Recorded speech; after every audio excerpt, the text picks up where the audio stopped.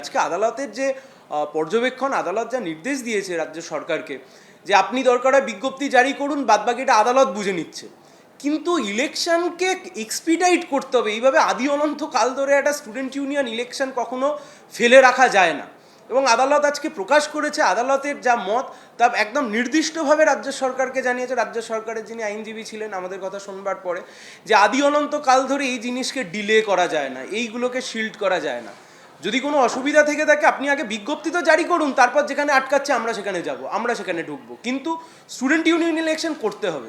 এমনকি কোনো ইউনিভার্সিটিতে যদি ভিসি থেকে থাকেন এবং সেই ভিসি নিয়ে যদি কোনো ডিসপিউট না থেকে থাকে, সেই ভিসির অ্যাপয়েন্টমেন্ট নিয়ে যদি কোনো ডিসপিউট না থেকে থাকে, তাহলে সেখানে ইলেকশন করতেও কোনো বাধা নেই, সেই ইলেকশনও করতে হবে। সেই মন্তব্য আমাদের কাছ থেকে শুনবার পরে, আমরা আমাদের সাবমিশনের পরে আজকে আদালত সে কথাও নির্দিষ্টভাবে রাজ্যের সরকারকে বলেছে। 2 সপ্তাহ, হিসাব মতো বলতে গেলে 2 সপ্তাহ আলটিমেটাম দেওয়া হয়েছে, 2 সপ্তাহ সময় দেওয়া হয়েছে। 2 সপ্তাহের মধ্যে জানাতে হবে যে ছাত্র সংসদ নির্বাচন নিয়ে রাজ্যের সরকার কবে বিজ্ঞপ্তি জারি করবে।